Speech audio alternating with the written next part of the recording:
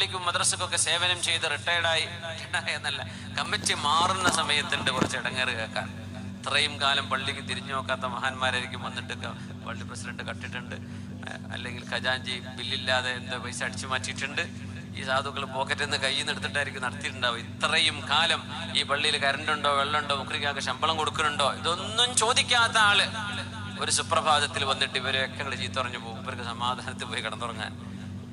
അപ്പൊ ഈ സാധു ആലോചിക്കാം, വേണ്ടില്ലായിരുന്നു, എന്തിനാ ഇപ്പൊ ഞാൻ പള്ളി കമ്മിറ്റിക്കും മദ്രസക്കും വേണ്ടി പ്രവർത്തിച്ചത്? വേണ്ടില്ലായിരുന്നു. ഞാനും എൻ്റെ സ്കൂളും എൻ്റെ ജോലിയും എൻ്റെ ഓഫീസ് ജോലിയും എൻ്റെ ബിസിനസ് നോക്കി നടന്നിരുന്നെങ്കിൽ ഇതൊന്നും വരില്ലായിരുന്നല്ലോ. എന്തിനു പടച്ചോനെ ഞാൻ ഇതൊക്കെ കേൾക്കേണ്ടി വന്നു? അങ്ങനെ ഒരിക്കലും പറയരുത്.